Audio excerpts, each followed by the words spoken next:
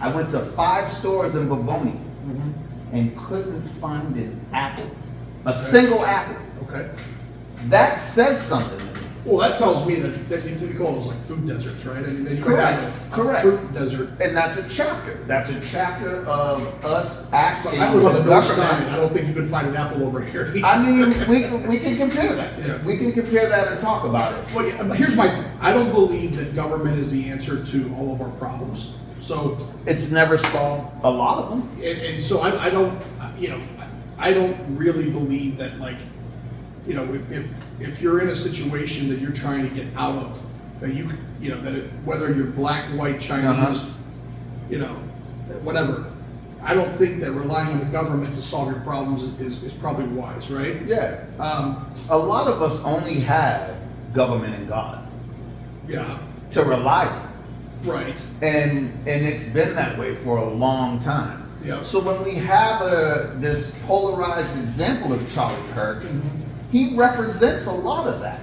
You To know, us. but and I get it, and I've had this debate with people because I like to play devil's advocate, right? Because if you listen to like what he's saying, is a lot of what he's saying is not inherently racist. It may be racial because he's having a tough discussion with people that pertains to race, right? And it sometimes it's probably hard to swallow hearing it come from a white conservative man, right?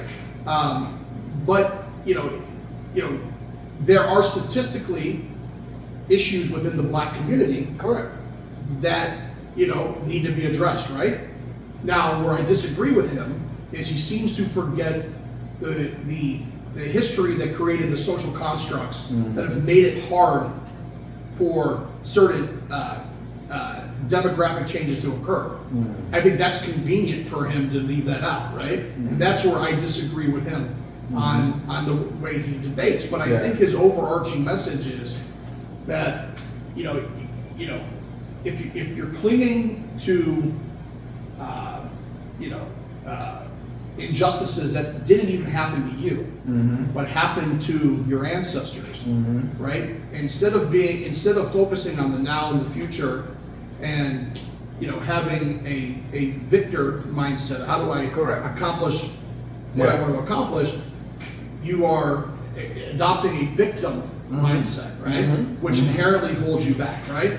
So I think that that's probably like the way when I hear it. Now, obviously, I'm not black, right? So I don't have the same sensitivities, right? But you do have sensitivities based on who you are, and you speak on it.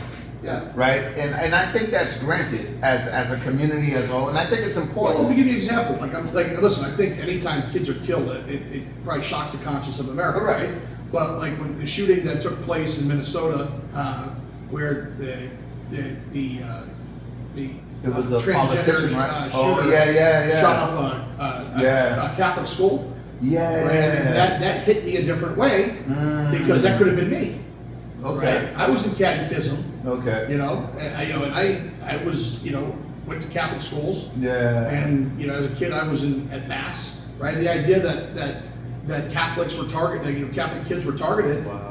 That is something that I'm sensitive to that maybe you wouldn't be as sensitive to, other than the fact that murder is wrong, right? Yeah, like. But I can agree, but I can also agree that the injustices that black folks have gone through is also wrong. Yeah. Right? Yeah. The difference is that I think there is, when I talk about sensitivities, right?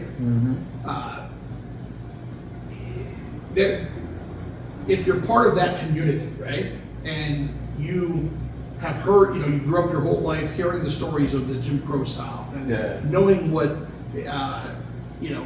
impact that had on your parents or your grandparents and everything else, is that when you see a white person essentially kind of dismissing it like, hey, that's old news. Correct. Time to focus on now. Correct. I think it can feel like a slap in the face, right? And I don't think it's balanced either. Right. But my point is, though, but the ideology isn't inherently racist. Saying that we shouldn't dwell on the past is not an inherently racist position to have, right? So, I don't think, I've never seen a video from Charlie Kirk because I've looked for him. Okay. Right? Because you hear it, And, before I, defend a person, because I don't believe in, you don't really have a right to hate speech. Gotcha. If it's a call to arms that is like directly going to harm people, right? Yeah. So like, I don't think that the Ku Klux Klan is a good example, because I Okay. consider them like a terrorist organization. Well, Right? I'm speaking more of the individual, right? Yeah. So when I could just say a pro-white ideology group, Hell's Angels or something like that, Yeah. going through a predominantly black neighborhood, Right, speaking their truth, right. Which is and what? then what you said that again? Which is what? Hell's Angels? But I mean, but what is the truth? Meaning it opposes Is there a the criminal environment. I got organization? you. Yeah. But that's textbook.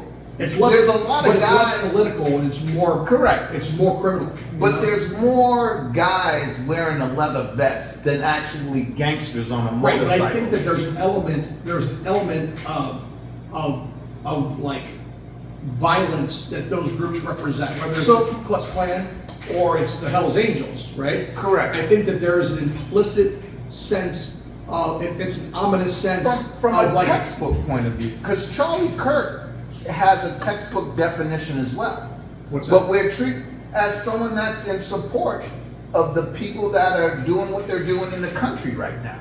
That's Well, in what is that? control. So Donald Trump, Right. right? I don't really like talking about Donald Trump Yeah. because he takes over everything and Yes. you bring him into the conversation. But he is the president of the United States. So It's that's hard his description. That's his title but on it's hard paper, to separate right? him from things. But yet Donald Trump is an individual, Right. right? Whether he's a scumbag, whether he's a husband, whether he's a father. Right. Same with Charlie Kirk, right? Mhm. He represents whatever actions this party is taking Right. because he's speaking from this. So they get guilt by association. But what same is- with the but- Klan, but what same if- with Hell's but Angels. I don't know if that's a fair comparison, right? To To say, the Klan. to say that a conservative ideology in the country is, also in lockstep with the Ku Klux Klan. So who is he representing? He's not representing him Well, I as an think this- individual. and again, it's hard for me. It's a little hard for me to do this because I'm Okay. playing devil's advocate, right? Because Okay. there's a lot like listen, my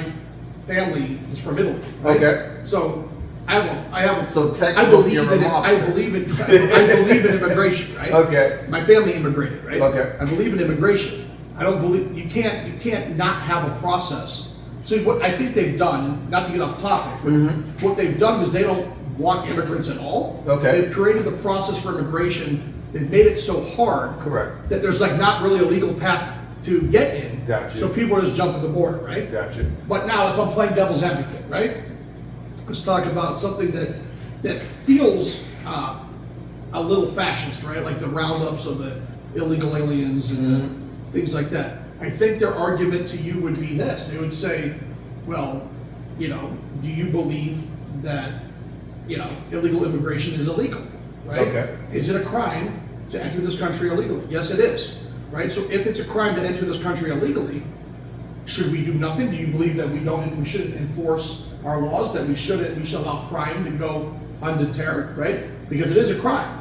So their position is simply it's enforcing the laws of the country, right? Versus it's not specifically like it's not about we're messing with people who are foreign. There's a legal way to come into the country. There's an illegal way to come into the country. A country without borders is not a country. Okay. Otherwise, you're just this porous, Yeah. section of land, and Yeah. people can come and go. You have no way of controlling the drug flow, and you can't dispute that there is a major drug problem in the United States coming from fentanyl coming in from China and Yeah. Mexico and Venezuela. Okay. Right? Cocaine, but I wouldn't even say that the cocaine epidemic. I don't even know if that's as bad right now as what we I got have what you're going on with the opiates, right? Uh-huh.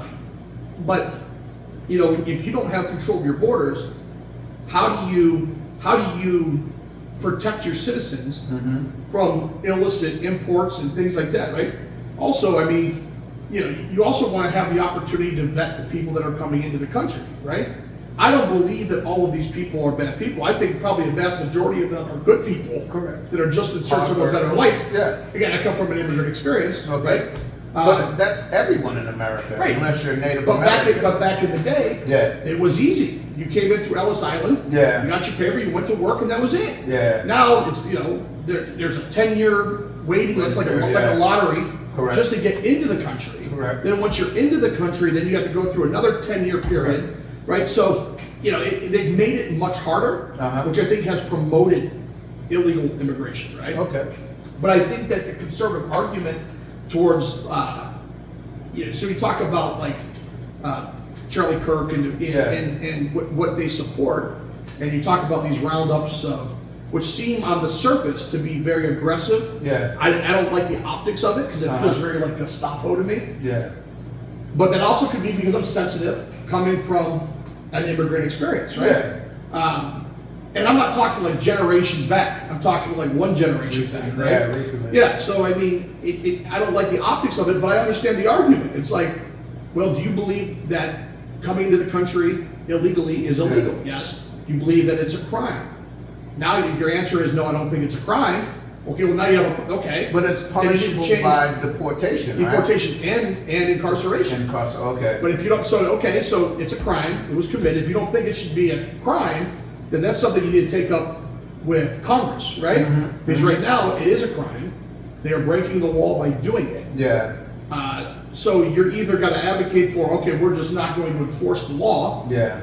or you have to accept the fact that the law is being enforced, that there's going to be, that criminals are going to pay consequences, right? Well, from my perspective, the law is a touchy subject because we as a black community believe that there's a big percentage of select enforcement.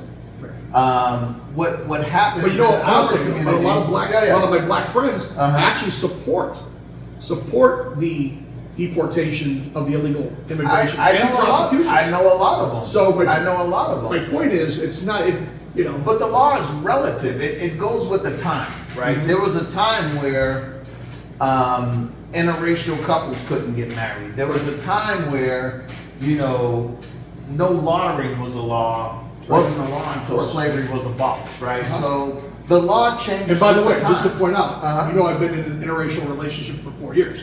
My girlfriend, I did not. My girlfriend, of 4 years, is a Black Caribbean woman. That's right? what's up. So I understand that. Yeah. And I'm sensitive to that. Yeah. Right. That was a thing. Would never stop me from going out in public with her here, Tennessee, Correct. Ohio, Correct. because I'm not going to live my life based on what on some that prejudices some people may still be harboring from 1958. Right. Exactly. And I think that's why we're sitting across from each other. Yeah. Because somebody thought Charlie Kirk wasn't the way Yeah. and took actions into their own hands.